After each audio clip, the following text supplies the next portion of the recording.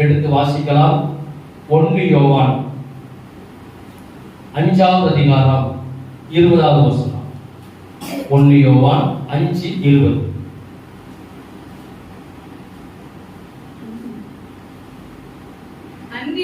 அன்றியும் நாம் சத்தியம் உள்ளவரை அறிந்து கொள்வதற்கு தேவனுடைய குமாரன் வந்து நமக்கு புத்தியை தந்திருக்கிறார் என்று அறிவோம். அவருடைய குமாரனாகிய இயேசு கிறிஸ்து எண்ணப்பட்ட சத்தியம் உள்ளவர்களுக்கும் இருக்கிறோம். முதல்ல நான் சொல்றது என்னன்னா, இந்த செய்தியுடைய தலைப்பு பரிசுத்த ஆவியானவர் நமக்குள்ள இருக்கிறார் என்பதற்கு ஒரு 10 அடையாளங்கள். பரிசுத்த ஆவியானவர் நமக்குள்ள இருக்கிறார் அப்படிங்கிறதுக்கு ஒரு அடையாளம் தான் இல்லையா? 10 அடையாளங்கள். நமக்குள்ள அவர் எப்படி இருக்கிறார், நமக்குள்ள இருந்தா அவருக்கு நமக்கு என்னெல்லாம் நடக்குங்கிறத நம்ம என்ன செய்யறோம், ஒரு 10 காரணங்களை பார்க்க போறோம். எல்லாருக்குமே இப்போ உலக பிரச்சார பிள்ளைகள் அவிசுவாசிகள் அவங்க தெய்வத்தை வணங்குறவங்க சொல்லுவாங்க, அந்த தெய்வம் யாரும் இருந்துன்னா நமக்கு என்னெல்லாம் செய்கிறது. ஆனா பரிசுத்த ஆவியானவர் அந்த தேவாதி தேவன் நமக்குள்ள இருப்பாரனால் நமக்குள்ளதான் அவர் இருக்கிறார் அப்படிங்கிறதுக்கு ஒரு 10 அடையாளங்கள் இருக்கு. நிறைய இருக்குது, நம்ம சுருக்கமா 10 மட்டும் படிக்கலாம். அப்போ அந்த பரிசுத்த ஆவியானவர் நமக்குள்ள வருவதற்கு முதல்ல நமக்கு என்ன வேணும்? ரட்சிப்பு, ஞானஸ்நானம், அபிஷேகம். 3 ஒரு பிள்ளை இருக்குமானால் ஆவியானவர் என்ன செய்வார்? நமக்குள்ள வந்து விட்டார் அர்த்தம். முதல்ல ஒரு காலத்துல நம்ம எங்க இருந்தோம்? புறச்சாதியா கடந்தோம். இயேசுவை ஏற்றுக்கொள்ளாமல் நம்ம வேறொரு மார்க்கத்தோடு இருந்தோம், வேறொரு ஆராதனை செய்து கொண்டிருந்தோம். கர்த்தர் உங்களையும் என்னையும் அநேக பிள்ளைகள் தேர்ந்தெடுத்து அவர் பிள்ளையாய் நினைச்சிருக்கிறார், மாற்றிருக்கிறார். நாம் அவருடைய சொந்த ஜனங்கள் சொல்லப்பட்டோம். அப்ப இந்த பரிசுத்த ஆவியானவர் நமக்குள்ள இருப்பார்கள். முதல்ல ஒரு மன மாற்றம் உண்டாகிறது, ரட்சிப்பு. இரண்டாவது அவருடைய கட்டளை பிரமாணத்தின்படி ஒரு ஞானஸ்நானம். அதுக்கு பிறகு ஒரு அபிஷேகம். அபிஷேகம்னா பரிசுத்த ஆவியானவர் நமக்கு ஊற்றப்படுதல், நமக்குள்ள நிரப்பி இருக்கிறார் அர்த்தம். இப்ப இந்த பரிசுத்த ஆவியானவர் நமக்குள்ள இருக்கிறார் அப்படிங்கிறது ஒரு அடையாளங்கள் உண்டு. அதுக்கு முன்பதாக நாம் மீண்டும் வசனத்தை வாசிக்கலாம். 1 யோவான் 5:20 வாசிங்க. அன்றியும் முதல்ல என்ன சொல்லப்பட்டிருக்க? அன்றியும் நாம் சத்தியம் உள்ளவரை அறிந்து கொள்வதற்கு தேவனுடைய குமாரன் வந்து நமக்கு என்ன செஞ்சிருக்கிறார்? புத்தியை தந்திருக்கிறார். அப்ப முதல்ல பரிசுத்த ஆவியானவர் நமக்குள் வருவதற்கு முன்பதாகவே தேவனுடைய குமாரன் வந்து நமக்கு என்ன செஞ்சிருக்கிறார்? புத்தியை தந்திருக்கிறார். 20 வருஷம் மட்டும் போதும்.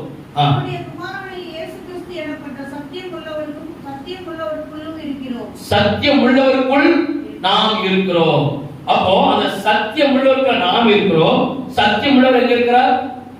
நமக்குள்ள இருக்கிறார். நம்ம நல்ல தெளிவா புரிஞ்சுக்கணும். முதல்ல அந்த சத்தியம் உள்ளவருக்குள் நாம் இருக்கிறோம், அந்த சத்தியம் உள்ளவர் நமக்குள்ள இருக்கிறார். இரண்டாவது எடுத்து வாசிங்கள். எபேசியர் 5வது அதிகாரம் 30வது வசனம். எபேசியர் 5:30. நாம் அவருடைய சரீரத்தின் அவயங்களாகவும் அவருடைய மாம்சத்திற்கும் அவருடைய எலும்புகளுக்கும் உரியவர்களாக இருக்கிறோம். இப்ப எப்படி இருக்கிறோமா? அவருடைய சரீரத்தின் அவயங்கள் உறுப்புகளாக இருக்கிறோம், மாம்சத்தின் எலும்புகள். இப்ப நம்ம எப்படி இருக்கிறோமா? முதல்ல அவர் நமக்குள்ள இருக்கிறார், அவர் நமக்குள்ள இருக்கிறார், நாம் அவருக்குள்ள இருக்கிறோம். அதை காட்டில் தெளிவா சொல்லப்பட்டிருக்கு, நாம் அவருடைய அவயங்களா இருக்கிறோம், சரீரத்துல அவருடைய உறுப்புகளா இருக்கிறோம், அவருடைய எலும்புகளுமா இருக்கிறோம் சொல்லப்பட்டு. அப்ப நம்ம ஆண்டவருக்கு நமக்கு என்ன ஆயிடுச்சு? ஒரு நல்ல ஒரு ஐக்கியம். இன்னொரு வசனத்தை வாசிக்கலாம். அப்போஸ்தலர்கள் 17வது அதிகாரம் 28வது வசனம். அப்போஸ்தலர் 17:28. ஏனெனில் அவருக்குள் நாம் பிழைக்கிறோம், அசைகிறோம், இருக்கிறோம். அப்படியே உங்கள் புலவர்களிலும் சிலர். போதும்.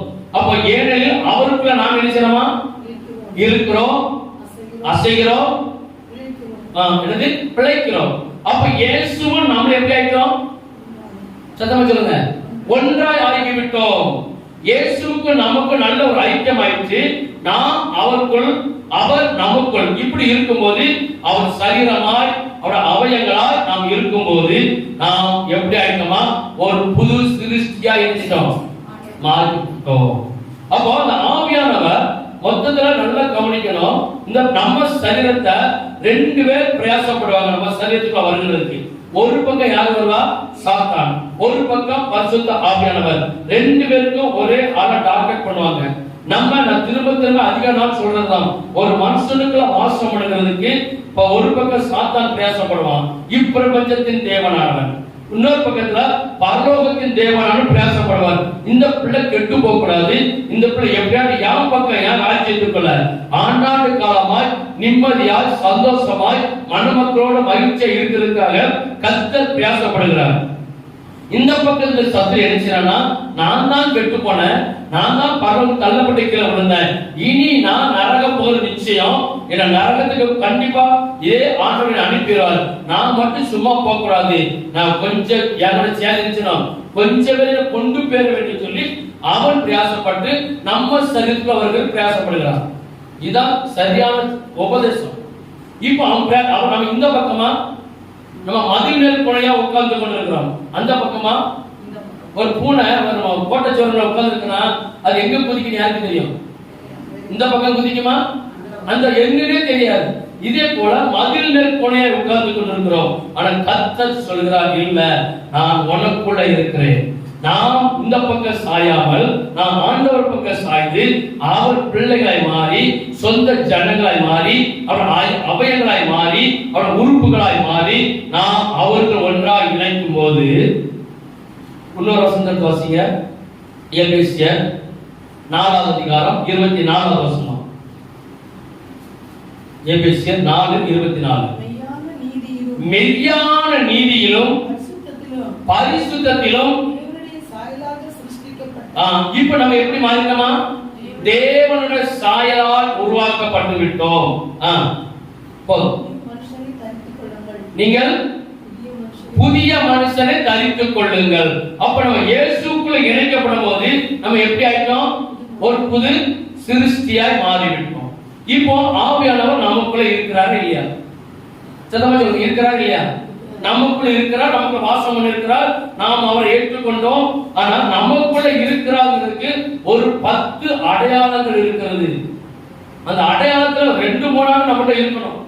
10 உண்மையாகவே கர்த்தர் எனக்குள்ள இருக்கிறார்னா அவர் எப்படிலாம் நம்மகிட்ட இடைப்படுவார், எப்படிலாம் அவர் நம்மகிட்ட என்ன பண்ணுவார், உறவாடுவார், எப்படிலாம் நம்மகிட்ட பேசுவார், எதை குறித்து பேசுவார், அவர் நமக்கு இருக்குமானால் நம்ம குடும்பத்துல, நம்ம சரீரத்துல நமக்கு என்னெல்லாம் வரும். உண்மையாகவே பரிசுத்த ஆவியானவர் நமக்குள்ள நிரந்தரம் இருப்பாரானால் 10 அடையாளம் கண்டிப்பா நடந்தே ஆகும். ஆனா இதே சாயல் இயேசுவை ஏற்றுக்கொள்ளாத சத்துரு பிள்ளைகள் கொண்டு அது வேற. இயேசு நமக்குள்ள இருக்கிறார் அப்படின்னா முதல் அடையாளத்தை வாசிக்கலாம். முதல்ல இயேசு நமக்கு இருப்பாரானால், அந்த பரிசுத்த ஆவியானவர் நமக்கு இருப்பாரானால் கனவு மூலம் நினைச்சுவார், நம்மகிட்ட பேசுவார். இது ஒரு அடையாளம். ஆவியானவர் நமக்கு இருப்பாரானால் எப்படி சொல்றான்? கனவுகள் மூலம், சொப்பனங்கள் மூலம் நினைச்சுவார், பேசுவார். 1 ராஜாக்கள், அதுக்கு ஒரு சம்பந்தம் வாசித்து சொல்றேன். 1 ராஜாக்கள் 3வது அதிகாரம் 4-5 வசனம் மட்டும். 1 ராஜாக்கள் 3வது அதிகாரம் 4வது வசனமும் 5வது வசனமும். அப்படியே ராஜா பலியிட கிபியோனுக்கு போனான். அது பெரிய மேடையா இருந்தது. பலிபீடத்தின் மேல் சாலமோன் 1000 சர்வாங்க தகன பலிகளை செலுத்தினான். கிபியோனிலே கர்த்தர் சாலமோனுக்கு ராத்திரியில் சொப்பனத்திலே தரிசனமாகி, நீ விரும்புகிறதை என்னிடத்தில் கேள். போதும். ஆண்டவர் சாலமோன் ராஜாக்குள்ள யார் இருக்கிறார்? பரிசுத்த ஆவியானவர், தேவன், கர்த்தர், இயேசு இப்படி உள்ள இருக்கும்போது அவர் எப்படி அவருடைய இடைப்படுகிறார்? முதல் அடையாளம் என்னது? அவர் சொப்பனத்துல போய், தரிசனத்துல போய் அவர் என்ன செய்றாரா? நீ விரும்புகிறதை. அப்ப அவருடைய சொப்பனத்துல ஆள் பார்த்திருக்க மாட்டாரா? நம்ம சொப்பனங்கிறது ராத்திரி நம்ம ஒரு சொப்பனம் பார்க்கிறோம். சொப்பனத்துல நம்ம ஆளை பார்க்கிறோமா இல்லையா? நல்லதை கெட்டதை எந்த சொப்பனாலும் செய்யலாம், நம்ம பார்க்கிறோமா இல்லையா? பார்க்கிறோம். அப்போ கர்த்தர் பரிசுத்த ஆவியானவர் நமக்குள்ள இருக்கிறாருக்கு முதல் அடையாளம் சொப்பனங்கள் மூலமாகவும் தரிசனம் மூலமாகவும் நமக்கு வெளிப்படுவார். நீங்க அப்படியே வச்சு 5 வாசிச்சா 15 வாசிங்க. சாலமோனுக்கு நித்திரை தெளிந்த போது அது சொப்பனம் என்று அறிந்து அவன் எருசலேமுக்கு வந்து நின்று சர்வாங்க தகன பலிகளை இட்டு செலுத்தி எல்லாருக்கும் விருந்து செய்யலாம். இதுக்கு இடைப்பட்ட நிறைய சம்பவங்கள் இருக்கு, நமக்கு வேண்டாம், நமக்கு நேரம் காணாததுனால நம்ம 4வது வசனமும் 5வது வசனமும் அதுக்கு வருது 15வது வசனமும், ஏன்னா இடைப்பட்ட சம்பவத்தை வாசிக்க சொன்னா நமக்கு நேரம் போதாது. கர்த்தர் ராத்திரி சாலமோன் கிட்ட போய் அவர் சொப்பனங்கள் மூலம் வெளிப்படுத்துகிற தேவன், தரிசனங்கள் மூலம் வெளிப்படுத்துகிற தேவன், அவர் பரிசுத்த ஆவியானவர் நிச்சயமாய் நமக்குள்ள இருப்பாரானால் சொப்பனங்கள் நமக்கு நினைச்சோம். தரிசனம் தரிசனம் 2வது பாயிண்ட் தான் பேசுறது. தரிசனம் வேற, சொப்பனம் வேற, பேசுறது வேற. இவரு ஆள் உருவத்தோட காமிச்சிருக்கிறார். சொப்பனங்கிறது சவுண்ட் மட்டும் சேர்ந்து கேட்காது. கண்டிப்பா ஒரு சில பார்த்துக்கணும், ஒரு சாயில பார்த்திருக்கிறோம். நீ உனக்கு என்ன வேணுங்கிறது என்ன செய், கேள். 2 பேரும் என்ன செய்றாங்க? சொப்பனத்துல உரையாடி கொண்டிருக்கிறார்கள். அவன் முடித்து பார்த்தவர்தான் சொல்றது, நான் சொப்பனம் கண்டேன். அப்ப ஆவியானவர் நமக்குள்ள இருக்கிறாருக்கு முதல் அடையாளம் சொப்பனம். சொப்பனத்தின் மூலம் நம்மகிட்ட பேசுவார். இப்போ நமக்கு சில சொப்பனங்கள் வரும். தேவையில்லாத அசுத்தாவை குறித்து சொப்பனங்கள் வரும். நம்ம அதை நினைச்சது கெட்ட சொப்பனம், இது கெட்ட சொப்பனம். இது அன்னைக்கு ஒருத்தர் கேட்டாங்க, ஒரு சிஸ்டர் ஒருத்தர் ஒரு பாஸ்டர் கேட்டாங்களா, பாஸ்டர் எனக்கு ராத்திரியானா எனக்கு நிறைய கெட்ட கெட்ட சொப்பனமா வருது பாஸ்டர். அவங்க சொன்னாங்க, இல்ல நீங்க வரக்கூடாதுன்னு நினைச்சீங்க, நினைச்சீங்க ஜெபம் பண்ணுங்க. நான் சொன்னேன் அந்த சொப்பனம் வரணும். கண்டிப்பா அந்த சொப்பனம் நமக்கு வரணும். வந்தாதான் நமக்கு நடக்க போற காரியத்தை என்ன வெளிப்படுத்துது. நல்ல புரியல சொப்பனத்தை குறித்து உங்களுக்கு ஒரு தெளிவான செய்தி தருவேன். இன்னைக்கு மக்கள்கிட்ட, விசுவாசிகள்கிட்ட, எல்லா சபையோட விசுவாசிகள்கிட்ட ஒரு தெளிவான விழிப்புணர்வு இல்லை சொப்பனத்தை குறித்து. கர்த்தர் சாலமோனுக்கு சொப்பனத்தை கொடுத்தார். இப்ப இரவு நேரங்கள்ல நீங்க தூங்குறீங்க, நமக்கு ஒரு மாடு துரத்துற மாதிரி, ஒரு பாம்பு துரத்துற மாதிரி, ஒரு கிணத்துல உழுகிற மாதிரி, ஏதோ நம்ம பின்னாடி தாக்குற மாதிரி நம்ம நிறைய சொப்பனங்கள் செய்றோம். நம்ம என்ன செய்றோம்? அதை பார்க்கிறோம். பார்த்து சொப்பனத்துல உங்க மாடு வந்து உங்களை முட்டிட்டு, மாடு தெரிஞ்சு சொப்பனத்துல முட்டி, அப்படி என்ன அர்த்தம்? பிசாசு செஞ்சுட்டு உங்களை தாக்கி விட்டது. இப்போ உங்களுக்கு ஆகாரம் சாப்பிட நிறைய இருக்கு, தனி செய்தி தருவேன், நீங்க புரியணும். இப்ப நீங்க ஆகாரம் சாப்பிடுற மாதிரி ஒரு சொப்பனம் பாக்கீங்க, அது என்னது? மந்திரவாதம். ஆகாரம் சாப்பிடுற மாதிரி, திருமண வீடுகளுக்கு நீங்க சாப்பிடுற மாதிரி, உங்களுக்கு மறுபடியும் திருமணம் ஆகிற மாதிரி ஒரு சொப்பனம். இப்படி கலங்கள் தண்ணி, செத்த மீன் நிறைய இருக்குது. இதெல்லாம் பாம்பு விரட்டுற மாதிரி, பாம்பு கடிக்கிற மாதிரி, ஒரு கூட நம்ம லேடி சுத்துற மாதிரி, இப்படி நிறைய இதெல்லாம் கெட்ட சொப்பனம் அல்ல. நடக்க போற காரியத்தை கர்த்தர் உங்களுக்கு காமிச்சு நீ ஜெபி. உனக்கு முடியலையா ஊழியர் போய் சொல்லு. இதை உடைக்கிறது யாரால முடியும்? ஊழியரால மட்டும்தான் முடியும், விசுவாசியால முடியாது. ஏன்னா அது ரகசியம் அவங்களுக்கு தெரியும். சொப்பனங்கிறது சாதாரணமான அல்ல. நிறைய பேர் அதை நினைக்கிறாங்க. நிறைய பேர் பாருங்க, ஏற்கனவே கல்யாணம் முடிஞ்சிருக்கோம், திருமணம் ஆயிருக்கும், திருமணம் நமக்கு திருமணம் ஆகிற மாதிரி, சேலை கட்டிட்டு போற மாதிரி, கல்யாணத்துக்கு போற மாதிரி, ஆனா கல்யாணம் முடிஞ்ச மாதிரி இருக்கும், பக்கத்துல இருக்க மாட்டா. மாப்பிள்ளை இருக்க மாட்டார். ஆம்பளைனா ஒண்ணு இருக்காது. ஆனா கல்யாணத்துல போற ஃபங்க்ஷன் எதை போட்டு, இதெல்லாம் மந்திரவாதத்துக்கு 100க்கு 100 அடையாளம். நீங்க அதே மாதிரி நீங்க கல்யாண வீட்டுக்கு போறீங்க, ஒரு அழுக்கு வஸ்திரம் தைக்கிற மாதிரி இருக்கும். இதெல்லாம் ஊழியெல்லாம் நமக்கு மந்திரவாதத்துக்கு அடையாளம். இதை நான் இதை கன்ஃபார்மா சொல்றேன்னா, இப்படிப்பட்ட சொப்பனம் பார்த்தவங்க எல்லாம் என்கிட்ட சொல்லியிருக்கிறாங்க. இதுக்கு கடைசியில பார்த்தா பேக்ரவுண்ட்ல அசுத்தாவி தான் இருக்கு.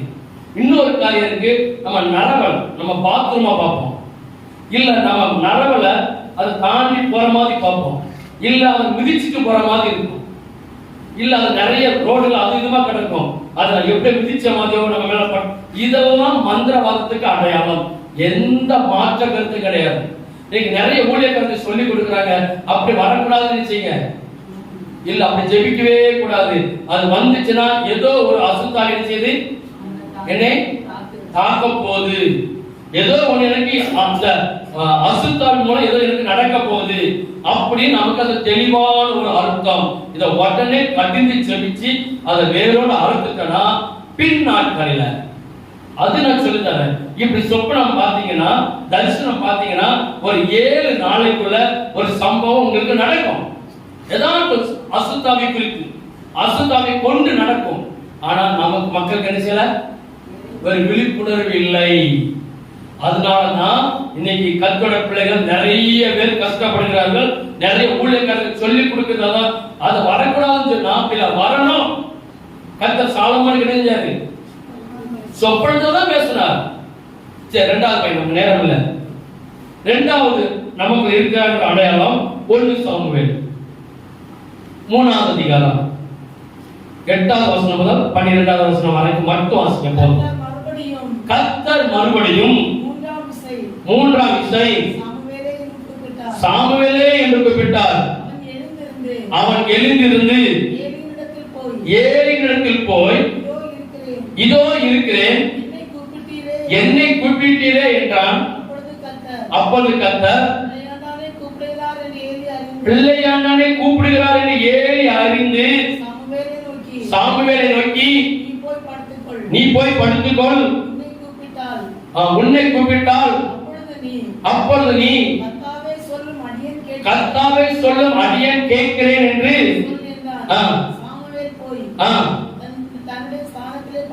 தன்னுடைய ஸ்தானத்திலே படுத்துக் கொண்டான்.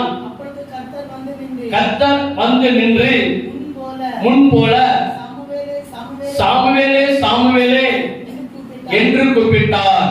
போதும். இப்ப 2வது காரியம் சத்தம் கேட்குதல். ஆவியானவர் நமக்குள்ள இருக்கிறாருன்னா 2வது அடையாளம் நமக்கு சொப்பனம் வராது, என்ன வரும்? Voice, sound. இவர் அப்படி அழகா சொல்லப்படுறது. முதல்ல கூப்பிடுறாரு, இவர் விவரம் தெரியல. ஆண்டவர் சாமுவேலை கூப்பிடுறாரு, ஆனா அவருக்கு அந்த அனுபவம் இல்லாத எங்க போறாரு? ஆசிரியர்கிட்ட போறாரு, ஏலிகிட்ட போறாரு, சபை பாஸ்டர் போறாரு, அவர் சொல்லி கொடுக்கிறாரு. 2 விஷயம் பார்த்தாரு. இனி கூப்பிட்டாருன்னா ஆண்டவர் கூப்பிட்டாரு சொல்லி, அப்ப ஏலிக்கு என்ன அனுபவம் இருக்கு? அந்த சத்தத்தை கேட்ட அனுபவம் இருக்குது. அது அனுபவிச்சுதான் அவர் சொல்றாரு. 3வது விஷயம் கூப்பிடும் போது கர்த்தாவே சொல்லும். அப்போ நமக்குள்ள ஆண்டவர் இருக்கிறாருக்கு 2வது அடையாளம் சத்தத்தை கேட்குதல். இப்போ நீங்க ராத்திரி நல்ல மன ரம்யமா நல்ல தூங்குனீங்கன்னா உங்க அறியாம உங்க உள்ள பாடல் பாடி கொண்டு இருக்கும். அந்த அனுபவம் இருக்கா? இருக்கா? உண்டு. நீங்க நல்ல நைட் மிட் நைட் நடு ராத்திரியில நீங்க 9 மணிக்கு படுத்துட்டீங்க, இல்ல 8 மணிக்கெல்லாம் படுத்தாச்சு, நம்ம 10 12 மணிக்கு 1 மணிக்கெல்லாம் அயர்ந்த நித்திரையா இருந்தாலும் உங்க உள்ளத்துக்குள்ள ஒரு ரம்யமான ஒரு பாடல் ஒலிச்சு கொண்டே இருக்கும். அப்படின்னு அர்த்தம். நல்லா கவனிக்கிறீங்க. அப்படின்னு அர்த்தம். ஆவியானவர் நீ தூங்கும் போது உங்களோடு இருக்கிறார், இடைப்பட்டு கொண்டிருக்கிறார், பேசிக் கொண்டிருக்கிறார் அர்த்தம். சில நேரங்களில் நீங்க நல்லா தூங்கும் போது ஏதாவது வசனத்தை நம்ம கண் முன்னாடி நினைச்சுவார்.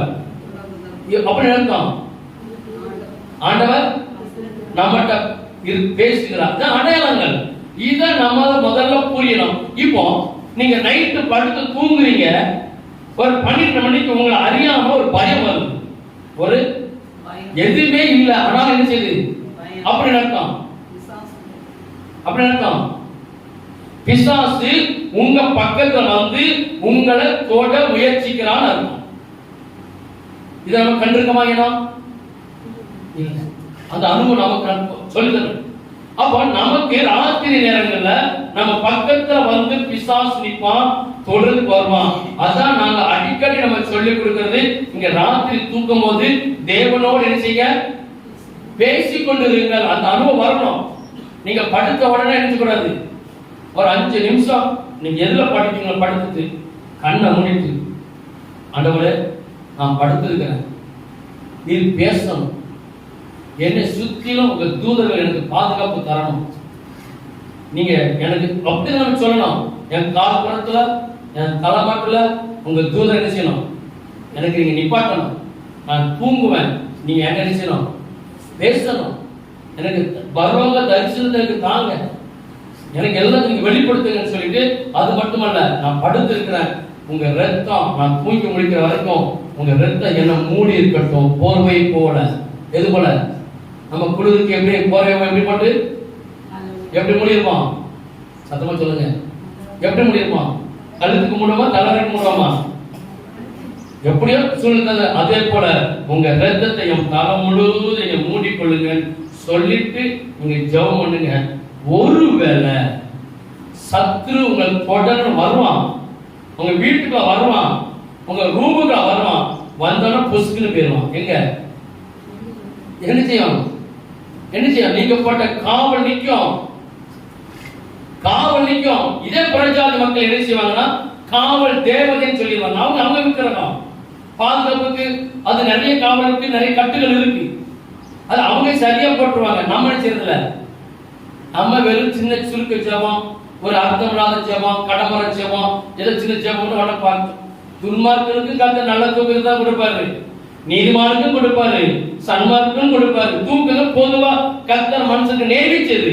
ஆனா கர்த்தரோட பிள்ளைகள்கிட்ட ராத்திரி அவர் என்ன செய்யணும், பேசுகிற அனுபவத்துக்குள்ள வர வேண்டும். மூணாவது, இப்ப பாருங்க, மூணாவது காரியம், இப்ப நம்ம சரீரம் இருக்கு, நம்ம சரீரத்துக்குள்ள ஒரு நல்ல ஆகாரத்தை சாப்பிடுறோம்.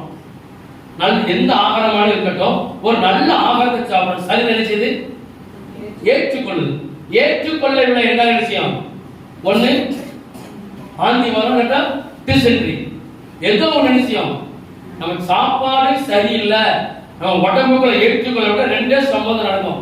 ஒண்ணு மேலோடி போவோம், கீழோடி போவோம். அது நம்மளை ஏற்று சொல்லுது, எனக்கு உள்ள ஏற்றுக்கிட முடியலப்பா, என்ன செய்ய வெளில தள்ளின்னு சொல்லி அது தள்ளி இருக்கு.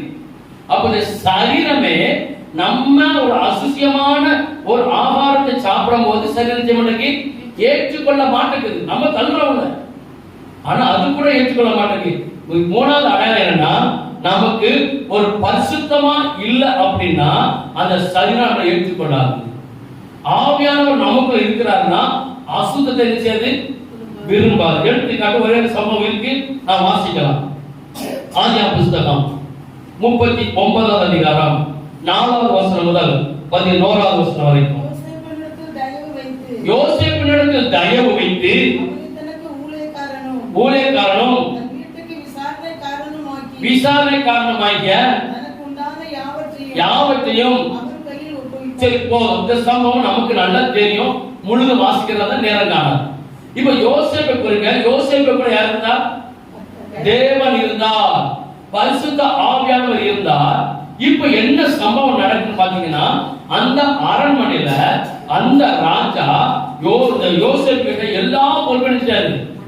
எதை மட்டும் கொடுக்கல, மனைவியும் பெரும்பாலும் அது மட்டும் நினைச்சல கொடுக்கல. மீதி எல்லா முழு பொறுப்பையும், வரவு செலவு லாபம் நஷ்டம் முழுவதையும் கொடுத்துட்ட தவிர மனைவியை மட்டும்தான் கொடுக்கல. முழு நம்பிக்கையாய் கொடுத்தார். ஆனா யோசேப்பு யார் இருந்தா? பரிசுத்த ஆவியானவர். இப்ப என்ன சம்பவம் நடக்குது? ஒரு நாள் அந்த எஜமாட்டி யோசேப்போட கண் போட்டு என்ன வலுக்கட்டாயமா என்ன செய், என்னையோட வந்து என்ன செய் சயனி. அந்த அம்மா, ஏன்னா அது யாரு? ராஜாவுடைய மனைவி. இந்த அம்மா சின்ன தப்பு பண்ணிட்டு யார வேணா வச்சுக்கலாம், ஒரு பழிப்படும். ஏன்னா அது உன்னதமான ஒரு ஸ்தானத்துல இருக்கு. அதை சொன்னா ராஜா ஏற்றுக்கொள்வார். இப்படி இருக்கும்போது அந்த யோசேப்ப என்னை சயனின்னு சொல்லி கூப்பிடுது. அவர் என்ன செய்றார்? அவர் பரிசுத்தமான ஆவியானவர் உள்ள இருக்கிறதுனால அவர் தட்டி விட்டு நினைச்சார், ஓடுகிறார். 2 முறை முயற்சி பண்ணுது. கடைசியா சட்டையை பிடிச்சு நினைச்சு இழுத்துட்டு சட்டை எங்க மாட்டிக்கிட்டு அவர் கையில இந்த இவர் நினைச்சார். அப்ப இது என்ன அர்த்தம்? அந்த பரிசுத்த ஆவியானவர் நமக்குள்ள இருப்பாரானால் இந்த அசுத்தமான காரியம் நமக்கு எழுத முடியாது, உள்ள இருக்க முடியாது, செய்ய முடியாது. 3வது அடையாளம் என்னது? நம்ம இருதயம் சுத்தமா இருக்கணும். நம்ம அதான் சொல்றாரு, நான் பரிசுத்தமா இருக்கிறது போல. இப்போ நாம பார்த்தது இந்த சம்பவம் தான். ஆனா இது மட்டும் அர்த்தம் அல்ல. இது மட்டும் எல்லா காரியங்களிலும் தேவன் நமக்குள்ள நம்ம சாப்பிட்ட சாப்பாடை சரியான வெளியேற்றும் போது அந்த பரிசுத்த ஆவியானவர் நமக்கு இருக்கும்போது இந்த அசுத்த உள்ள ஏற்றுக்கொள்ள நினைக்கிறது மனசு வராது. இதான் 3வது விஷயம். 3வது அடையாளம். இதே இதுல இன்னொரு வசனத்தை வாசிங்க. யாத்திரா புஸ்தகம் 20வது அதிகாரம் 1வது வசனம் முதல் 3வது வசனம் வரைக்கும். தேவன் பேசி சொல்லிய சகல வார்த்தைகளும் ஆவன. உன்னை அடிமைத்தன வீடாகிய நல்லா கவனிங்க. ஒரு கட்டளை கொடுக்கிறார். பரிசுத்த ஆவியானவர் நமக்குள்ள இருக்கிறார். ஒரு நல்ல அடையாளம் என்ன? வாசிங்க. உன்னை அடிமைத்தன வீடாகிய எகிப்து தேசத்திலிருந்து புறப்பட பண்ணின உன் தேவனாகிய கர்த்தர் நானே. உன் என்னை என்று உனக்கு வேறே தேவர் உண்டாயிருக்க. அப்ப பரிசுத்த ஆவி நமக்குள்ள இருக்கும்போது வேறே தேவர்களை ஆராதிக்க நமக்கு வராது, விருப்பம் வராது. அதோட உபதேசத்தை ஏற்றுக்கொள்ள முடியாது. அது செய்கிற எந்த ஒரு காரியத்தையும் நமக்கு ஏற்றுக்கொள்ள முடியாது. மேலே வானத்திலும் கீழே பூமியிலும் ஒப்பான ஒரு சொர்க்கத்தை ஆகிலும் யாதொரு விக்கிரகத்தை ஆகிலும் நீ எனக்கு உண்டாக்க வேண்டாம். இவ பரிசுத்த ஆவியானவர் நமக்குள்ள இருக்கும்போது அந்நிய தேவர்களை நாடி ஓடுகிறதுக்கு நமக்கு என்ன செய்யாது? விருப்பம் வராது. எந்த ஒரு சிலைக்கு முன்பதாக, எந்த ஒரு விக்கிரகத்துக்கு முன்பதாக நாம் நிற்க மனசே வராது. அவர் சொல்லிருக்கிறார், என்னை என்று உனக்கு வேறு தேவர்களை உண்டாக்கவோ நமஸ்கரிக்கவோ வேண்டாம். அப்ப ஆவியானவர் பரிசுத்த ஆவி நமக்கு இருக்கும்போது இதெல்லாம் நமக்கு என்ன செய்ய முடியாது, உள்ள ஏற்றுக்கொள்ள முடியாது. 3வது வாசிச்சா இப்ப 12ல இருந்து 17 வரை. உன் தேவனாகிய கர்த்தர் உனக்கு கொடுக்கிற தேசத்திலே அப்போ உன் நாட்கள் நீடித்திருப்பதற்கும் பரிசுத்த ஆவியானவர் நமக்குள்ள இருக்கும்போது என்ன தாக்க வரும்? தாயும் தகப்பனையும் கனம் பண்ண வேண்டும். கொலை செய்கிற எண்ணம் நமக்கு வராது, விபச்சாரம் செய்கிற எண்ணம் வராது, களவு செய்ய தோணாது, பொய் சாட்சி சொல்ல தோணாது, பிறனுடைய வீட்டு மேல என்ன வராது? இச்சை, என்னது? ஆசை, மோகம். அதை வீட்டை போல நமக்கு வேணுங்கிற ஒரு எண்ணம் வராது. பிறனுடைய மனைவியையும் வேலைக்காரரையும் வேலைக்காரியையும் எருதையும் கழுதையும் யாதொன்றையும் இச்சையாய் இருப்பாயாவோ. பரிசுத்த ஆவியானவர் நமக்கு இருக்கும்போது 3வது அடையாளம் என்னது? எல்லாமே உள்ள ஜீர்ணிக்க முடியாது. அதாவது அழுக்கு எல்லாம் உள்ள செய்யாது, நமக்குள்ள உள்ள ஏற்றுக்கொள்ள முடியாத நிச்சயம் வெளியில தள்ளிடும். நமக்கு எவ்வளவு உண்மையிலே பரிசுத்த ஆவியானவர் நமக்குள்ள அசைவாடி கொண்டிருப்பாருன்னா சின்ன சின்ன காரியங்களை பிசாசு கொண்டு வந்தாலும் அது நமக்கு என்ன செய்ய முடியாது, ஏற்றுக்கொள்ள மனசு வராது. அது நிச்சயம் வெளியிட்டு கொண்டே இருக்கும். சரி, 4வது அடையாளம் வேகமா. நம்ம சரீரத்தை சுத்தமா வைத்திருக்க ஆசைப்படும். நம்ம சரீரத்தை நிச்சயம் ஆவியானவர் நமக்குள்ள இருப்பாருன்னா 4வது அடையாளம் சுத்தமா இருக்க வைக்கும். கந்தையானாலும் கசைக்கு கட்டு, கூழானாலும் குளித்து குடி. அப்புறம் அர்த்தம் என்னது? எப்படி பழைய ட்ரெஸ்ஸா இருந்தாலும் அதை துவைச்சுதான் நீ ஒரு நாளும் கூடிய மட்டும் நினைச்சலாம் 2 நாளோ நினைச்சக்கூடாது. அதுக்கு மேல போட்டா நம்ம வஸ்திரம் பக்கத்துல நினைச்ச முடியாது, யாரும் நினைச்ச முடியாது, வர முடியாது. அப்ப இது மக்கள் பொதுவா அந்த காலத்துல முன்னோர்கள் சொல்லி கொடுத்தது.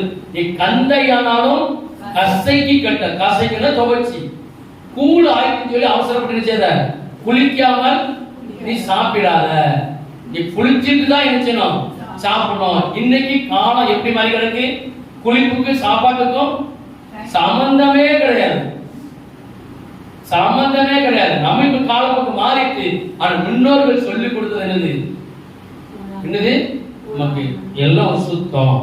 அப்போ 1 தீமோத்தேயு 2ஆம் அதிகாரம் 10ஆம் வசனம்.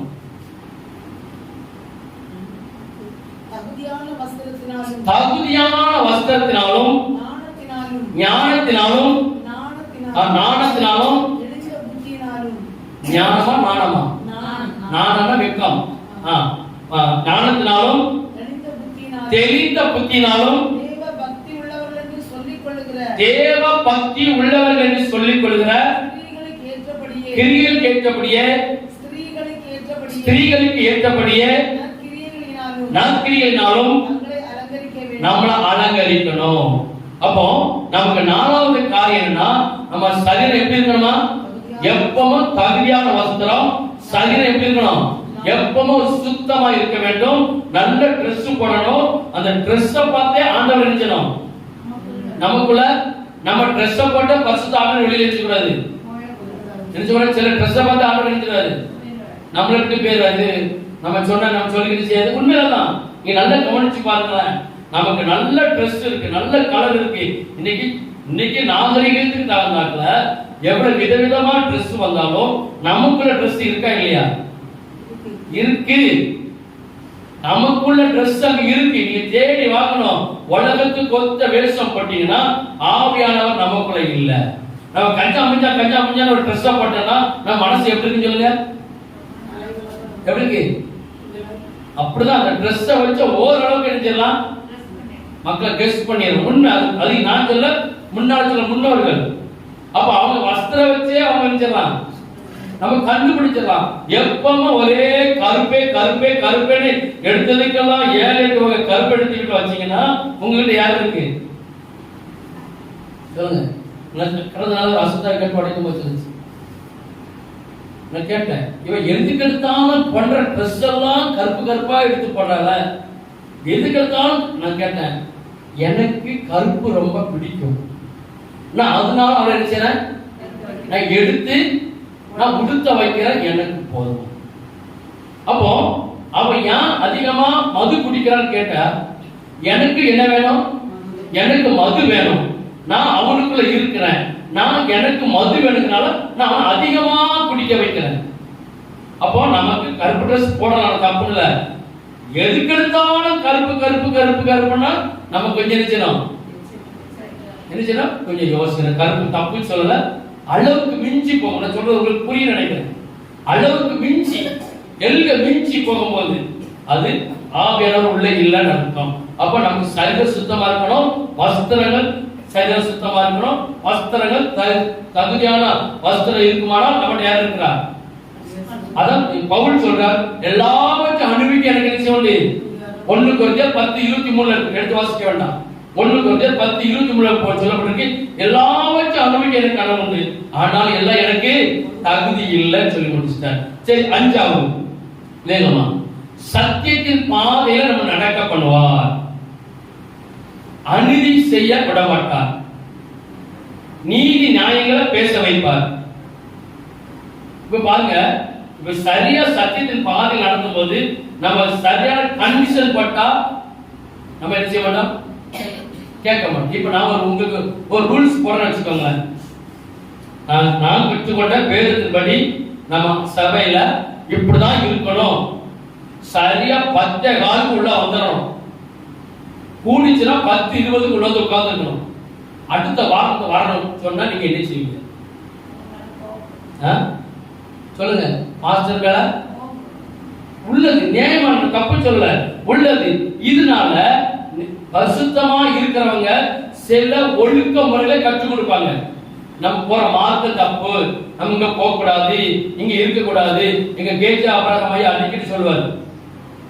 தாடிக்காரையும் நம்ப கூடாது, பாட்டுக்காரையும் நம்ப கூடாது. யாரு? தாடிக்காரன் நம்ப கூடாது, பாட்டுக்காரன் நம்ப கூடாது. பாட்டுக்காரன் யாரு? ஒரு சீட் நடத்துறவங்க. அவர் அப்பவே சொல்லி தராரு, 2 பேரும் நம்ப கூடாது, 2 பேரும் சரியில்லாத ஆட்கள். அவர் அனுபவத்தை கண்டுபிடிச்சிருக்கிறார். அவர் பெரிய பரிசுத்தமானவர். அப்ப இருக்கும்போது அப்ப இப்ப நம்ம சரியான கண்டிஷன் போடும்போது உங்களுக்கு கெட்ட பேர் வரும். உங்களை யாரும் ஏற்றுக்கொள்ள மாட்டாங்க. நம்ம சத்தியத்தை சொன்னா நம்ம யாரையும் சத்துருவாய் ஆகி விடுவோம். அப்போ ஆண்டவர் நம்ம என்ன சொன்னா சத்தியத்தின் பாதை நடக்க முயற்சிப்பார். இப்ப நம்ம சத்தியத்தின்படி நடக்கிறோம். இதை நீங்க கற்றுக் கொடுக்கிறீங்க. இல்ல நம்ம இப்படிதான் இருக்கணும்னா நமக்கு நிறைய பகைகள் வரும், நம்மளுக்கு நிறைய விஷயம் வெறுப்பு வரும், நம்ம மேல் பொறாமை வரும். எடுத்து வாசிக்க வேண்டாம், நான் வசித்த வசனத்தை மட்டும் சொல்றேன். 1 கொரிந்தியர் 1ஆம் அதிகாரம் 18ஆவது வசனம். சிலுவை பற்றிய உபதேசம் கெட்டு போன பைத்தியமாக காணப்படுகிறது. யோவான் 6ஆம் அதிகாரம் 59ஆவது வசனம் முதல் 61ஆவது வசனம் வரைக்கும். அதுக்கு பிறகு 65ஆவது வசனம் முதல் 68ஆவது வசனம் வரைக்கும் இந்த சத்தியத்தை குறித்து சொல்லப்படும். அப்போ ஆண்டவர் நமக்குள்ள இருப்பாரானால் 5வது காரியம் சத்தியத்தின்படி நம்மள நடக்க வைப்பா. நம்ம சத்தியத்தின்படி நடக்க நம்மளால முடியாது. நம்ம உடனே சத்தியத்தை சொல்லுகிற நிச்சயம் அவங்க மேல எரிச்சல் வரும், கோபம் வரும். ஆனா நீங்க சத்தியத்தை சொல்லி இப்படிதான் இருக்கணும்னா நமக்கு நிறைய கெட்ட பேர் வரும், நமக்கு நிறைய குற்றச்சாட்டு வரும். அது எல்லாம் நம்ம என்ன செய்யணும்? ஆண்டவர் நமக்குள்ள வந்தாருன்னா நமக்கு கெட்ட பேர் வரும். நம்ம அப்படி இப்படி எல்லாம் சொல்லுவாங்க. ஏற்கனவே நம்ம எல்லாம் பார்த்துட்டு தானே இருக்கிறோம். எல்லாம் ஊழியக்காரங்க என்ன சொன்னாலும் அவங்க என்ன செய்ய மாட்டாங்க, ஏன்னு கேட்க மாட்டாங்க. அவன ராத்திரி உட்கார்ந்து அழுவாங்க, ஆண்டவரே இப்படி நடக்க நீங்க பாருங்கப்பான்னு. வெளியில நான் ஒன்னே சொல்றேன், நல்ல ஊழியக்காரன், கர்த்தர் அபிஷேகப்பட்ட ஊழியக்காரன், பரிசுத்தமா இருக்கிற ஊழியக்காரன் வாக்குவாதம் பண்ணவே மாட்டாங்க. காதுல கேட்டு போயிட்டு ராத்திரி உட்கார்ந்து அழுவாங்க. எனக்கு இப்படி இருக்கு, நான் என்ன தப்பு பண்ணேன், எனக்கு நடந்து யார் எது தப்புனா கர்த்தர் மௌனமா இருந்து காலம் வரும்போது தூக்கி போட்டு சாப்பிடுவேன். யாருக்கு என்ன செய்யாது, யாருக்கு என்ன செய்யாது தெரியாது. அந்த காலத்துல பாத்தீங்கன்னா இப்போ நமக்கு இன்னொரு ஆளுக்கு ஒரு வாக்குவாதம் வந்துச்சு, உடனே கெட்டி பிடிச்சு அடிச்சிடும், சண்டைக்கு போறோம். இது ரியலா நடக்கிறது. சில கூட்டத்தில் இருக்கிறாங்க, நம்ம ஏதாட்டும் அவங்க வீட்டுல இருக்க வம்பு இழுத்துட்டோம்னா அவங்க உட்கார்ந்து போல ரகசியமா ஒரு பெட்டிஷன் மட்டும் நினைச்சுவாங்க, ஏன்னா முனி வச்சு நம்ம காரியத்தை வச்சு விட்டுருவாங்க. இது ரகசியமா செய்யறது. இப்ப அப்படி இல்லை. இப்ப நம்ம உடனே வாக்குவாதம் சண்டை வருது. அன்னைக்கு ஒண்ணும் சொல்ல மாட்டாங்க, போல போய் கிளீன யாருக்கு பெட்டிஷன் எழுதணுமோ கிளீன பெட்டிஷன் எழுதி போட்டுருவாங்க. அது சாதாரண விஷயம். அது வேலை செய்து நமக்கு என்ன பனிஷ்மென்ட் கண்டிப்பா வரும். நிறைய சம்பவங்கள் இருக்கு. சரி, இப்போ வெளிப்பாடு வரும். ஆண்டவர் நமக்குள்ள இருப்பாரானால் வெளிப்பாடு வரும். மறை பொருளை ரகசியத்தை வெளிப்படுத்தி கொடுக்கும். அதாவது நம்ம ஒரு இடத்துக்கு போறோம்னு வச்சுக்கோங்களேன், உண்மையிலே ஆவியானவர் நமக்குள்ள இருக்காருன்னா நீ நாளைக்கு அங்க போறீங்க வேண்டாம். என்ன விஷயம், என்ன விஷயம், நீங்க நாளைக்கு அங்க போறீங்க, இங்க ராத்திரி கனவுலையோ இல்ல பகல்லையோ நீ குளிச்சுட்டு இருக்கும் போதோ இல்ல எனக்கு அது வேண்டாம்னு நினைச்சது தோணுது. உள் மனசு, வெளி மனசு என்ன சொல்லும், நீ போன்னு சொல்லும். உள் மனசு என்ன சொல்லும், இப்போ நீங்க எதுக்கு கீழ்படுவீங்க. இப்ப நல்ல இடம் சூழ்நிலை சூப்பரா பெய்து ஆகணும். ஆனா உள் மனசு சொல்லும் வேண்டாம், எனக்கு ஒரு மாதிரி இருக்கு, எனக்கு மனசுக்கே சரியில்லை. ஆனா வெளி மனசு சும்மா போயிட்டு ஓடலாம். நம்ம எதுக்கு கீழ்படியணும்? உள் மனசு அது 1000 பொற்காசுகள் இருந்தா நினைச்ச கூடாது, உடனே கேன்சல். இதான் ஆவியானவர் நமக்கு நினைச்சது பேசிதான் வெளிப்பாட்டு வரும், நமக்கு வரும். இப்ப நீங்க பாருங்க, நாகமான குறித்து பார்க்க நமக்கு நேரம் சுருக்கமா இருக்கிறதுனால 2 ராஜாக்கள் 5ஆவது அதிகாரம் 27 வாசிக்க வேண்டாம். 23ஆவது வசனம் முதல் 27ஆவது வசனத்தில் சொல்லப்பட்டிருக்கு நாகமான குறித்து. அவன் கேஎஸ் எரிச்சான், அவன் குஷ்டரோகி நீங்கி போகும்போது இவன் 2வது குதிரையில பேசினான், மாட்டு வஸ்திரங்களையும் அவன் கொண்டு வந்த வெள்ளியை வாங்க போறான். ஆனா எலியா இருக்கிறாரு, அவர் ஸ்தானத்துல இருக்கிறாரு. அவன் வாங்கி வீட்டுல கொண்டு வச்சுட்டு இங்க வாங்க ஒண்ணு தெரியாத போல இருந்துச்சான். நல்ல பிள்ளை மாதிரி அவர் கேட்கிறாரு, நீ எங்க போன, நான் ஒரு பக்கம் போலையா நீங்க நினைக்கிறேன் இல்லையே. நீ இப்போ வெள்ளியும் பொண்ணு மாத்து வஸ்திரம் வாங்குற காலம் இதுவோ. நீ எதுக்கு போய் வாங்கினா? அவருக்கு என்ன இருக்கு? என்ன இருக்கு? வெளிப்பாடு. ஆவியானவர் நமக்கு இருப்பாரு. வெளிப்பாடு தெளிவா வரும். கண்டிப்பா வெளிப்பாடு வராம இருக்கவே இருக்காது. அவர் மறைப்பொருளை வெளிப்படுத்துகிற பரிசுத்த ஆவியானவர். அந்த வார்த்தைகள் எல்லாத்தையும் வெளியே கொண்டு வருகிறவர். அப்ப ஆவியானவர் நமக்கு இருக்கா, கண்டிப்பா என்ன செய்யும்? வெளிப்பாடு வரும். சில பேர் சொல்லுவாங்க, எனக்கு இது ஒரு சம்பவம் நடக்கிற மாதிரி தோணிக்கிட்டே இருக்கு, எனக்கு தோணிக்கிட்டே இருக்கு, எனக்கு தோணிக்கிட்டே இருப்பாங்க. கரெக்டா நினைச்சிடும் நடந்தும். அது என்னது? வெளிப்பாடு. அப்போ கர்த்தர் நமக்குள்ள இருக்கிறார்களுக்கு அதே 2 ராஜாக்கள் 6வது அதிகாரம் 1 to 12 வரை பேசலாம். வாசிக்க வேண்டாம். இந்த சம்பவங்கள் எல்லாம் நமக்கு நடக்கும். அடுத்த 7வது தீர்க்க தரிசனம் சொல்றது. ஆவியானவர் நமக்கு இருப்பாரு. தீர்க்க தரிசனம். எலிசா தீர்க்கதரிசி, எலியா தீர்க்கதரிசி, ஏசாயா தீர்க்கதரிசின்னு சொல்லி நம்ம நிறைய தீர்க்கதரிசிகளை பார்ப்போம். அதை நம்ம இப்ப ஆவிக்குரிய தீர்க்கதரிசி உலக பிரகாரமா பார்க்கறது பேரு குறி கேட்குதல். என்னது? என்ன சொல்லுங்க?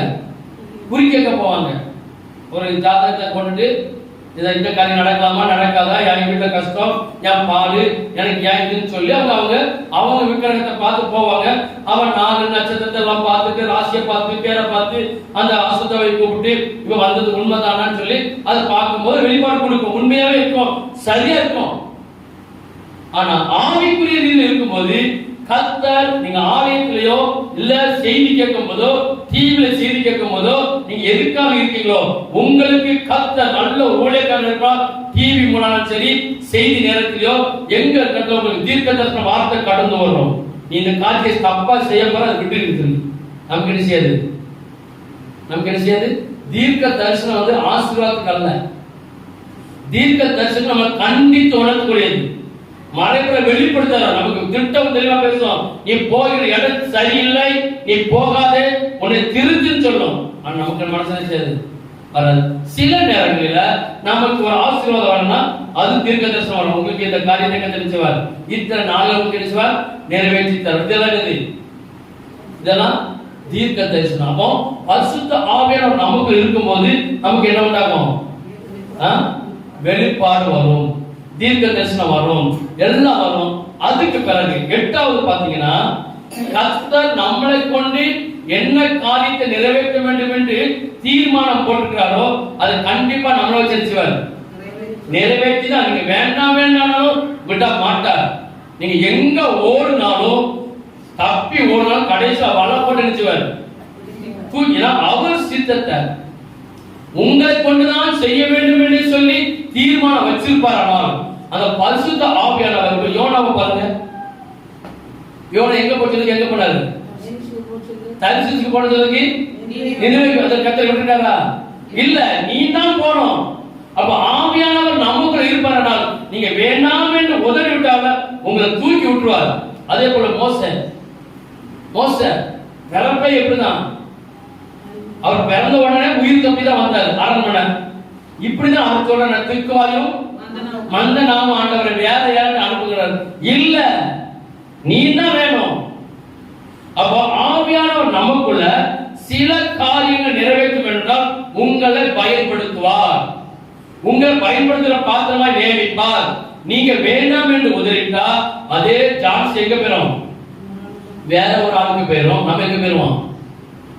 அவர் சித்தத்தை விட்டு விலகி போயிடுவோம். அப்ப இந்த ஆவியானவர் நமக்குள்ள இருக்கிறார்னா நமக்கு நம்மளை கொண்டு ஏதாவது ஒரு காரியத்தை செய்ய விரும்புவார். நானும் ஒரு காலத்துல அப்படிதான் இருந்தேன். வேண்டாம் வேண்டாம் வேண்டாம் இங்க பார்க்கணும். நானும் நினைச்சேன் வேண்டாம் வேண்டாம் வேண்டாம் வேண்டாம் தான் ஆண்டவரை சொன்னேன். ஆனா ஆண்டவர் நினைச்சல, என்னை விடவே இல்லை. ஆண்டவரை வாக்குவாதம் பண்ணி இருக்கிறேன். வேண்டாம், இந்த ஊழியம் கஷ்டம் ஆண்டவரை, இந்த ஊழியம் எனக்கு வேண்டாம், இது சாதாரண ஊழியம் அல்ல, இது யாரும் செய்ய முடியாது சொல்லி அவரை வேண்டாம் என்று சொன்னேன். அவர் பலமுறை எச்சரித்தார், நான் கேட்கல. மறுபடியும் அவர் நினைச்சல, என்ன விடல, நீ எனக்கு வேணும். அப்பா, நான் உலக தோற்றத்துக்கு முன்பே, என் தாய் கரு உருவாக முன்னவே, என் தாய் கரு உருவாக பண்ணவே அவர் நினைச்சுக்கிறாங்க. என்னைய தெரிஞ்சு வச்சுட்டார். ஆவியானவர் என்ன அப்பவே கண்டுபிடிச்சிட்டார். நான் இன்னைக்கு அதை நான் விசுவாசிக்கிறேன். எத்தனையோ பிள்ளைகளுக்கு, எவ்வளவோ ஊழியக்காரங்களுக்கு எத்தனையோ பிள்ளைகள் இந்த காலத்தை வளர்ந்து கேட்கிறாங்க. நிறைய பேர் செய்யலாம், வெற்றி கொள்ளவில்லை. கர்த்தர் கிருபையா எனக்கு தந்திருக்கிறார். அப்ப அந்த பரிசுத்த ஆவியானவர் நமக்குள்ள இருப்பாரானால் அவர் நம்மளுக்கு என்ன செய்வாரா? அவர் சித்தத்தை நிறைவேற்ற ஆசைப்படுவார். கடைசியா ஒரு வசனத்தை 9, கடைசியில 9, நம்ம பரிசுத்த ஆவியானவர் நமக்கு இருப்பாரானால் நமக்கு நிறைய பாடு, கஷ்டம், துன்பம், போராட்டம், நிந்தை, அவமானம், வெட்கம் எல்லாம் நமக்கு அதிகமாயிடுச்சு ஏற்படும். நல்ல கிறிஸ்தவங்கள் பரிசுத்த ஆவியானவர் உள்ள இருக்கும்போது நம்ம ராசாவா இருக்க முடியாது. நம்ம ராசாத்தே இருக்கவே முடியாது. நமக்கு என்ன வரும்? பாடு, கஷ்டம், துன்பம், பண நஷ்டம், பொருளாதார நஷ்டம், ஒரு நிம்மதியில்லாத வாழ்க்கை போல தெரியும். ஆண்டவர் எங்க இருக்கிறாரு? ஏன்னா பவுல் என்ன செய்றாரு? பவுல் அனுபவிக்காத துன்பம் கிடையாது. பேதுரு அனுபவிக்காத துன்பம் கிடையாது. நீங்க பழைய ஏற்பாட்டு தீர்க்கதரிசிகளை பாருங்க, நிறைய பேர் பாடோட கஷ்டோட தான் அவங்க வாழ்க்கை செஞ்சாங்க, முடித்தார்கள். இப்ப நம்ம பாக்குறோம் பழைய மிஷனரிமார் இந்திய தேசத்துக்குள்ள வந்தாங்க, அவங்க நல்ல செத்தாங்களா? அவங்க நல்ல சாவு நடந்துச்சா? இல்ல. கிறிஸ்துவ நிமித்தம் பாடு அனுபவித்து அவங்க சித்திரவதை பண்ணி சிறையிருப்புல இருந்து நோய் நொடினால வைத்தியம் பார்க்க முடியாம மரித்தார்கள். அன்னுள்ள இருந்தா பரிசுத்தாவியானவர். இன்னைக்கு நமக்கு இந்த கிருபையின் காலத்துல உண்மையிலே பரிசுத்தாவியானவர் நமக்கு இருப்பார்கள். நமக்கு பாடு, கஷ்டம், துன்பம் நமக்கு அதிகமா உண்டு. அதனால நமக்கு பிசாசு நம்ம வருகைக்கு சோதிச்சனாலும் தேவன ஆலோசனை இல்லாமல், தேவன உத்தரவு இல்லாமல் செய்து நடக்கிறது. கடைசியா ஆண்டவர் நமக்கு இருப்பாரானால் எபேசியர் 2வது அதிகாரம் 10வது வசனம் மட்டும் வாசிங்க. எபேசியர் 2:10.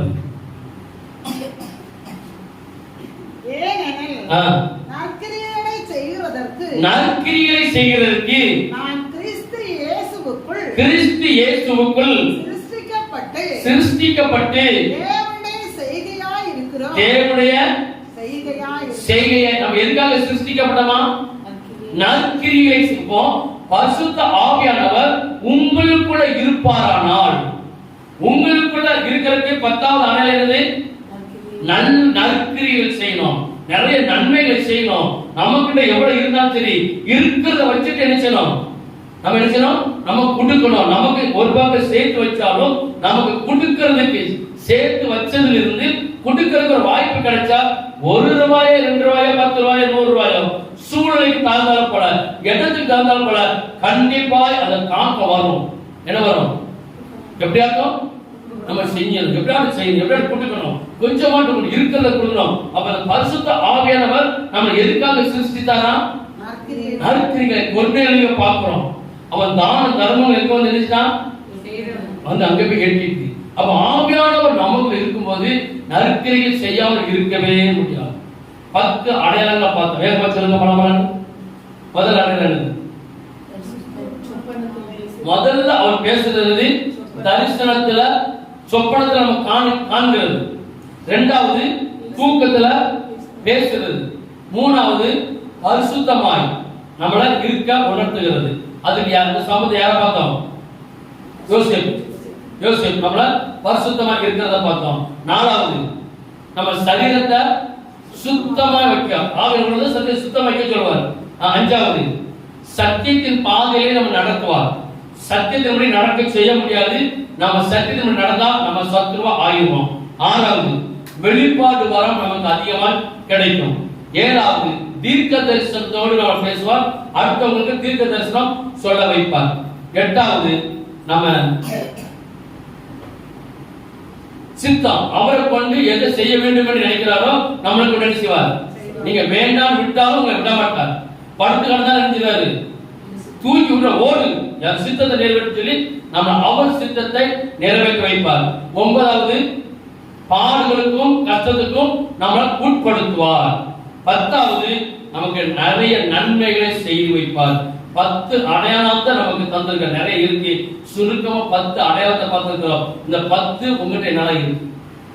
கண்டிப்பா 10 என்ன செய்யணும்?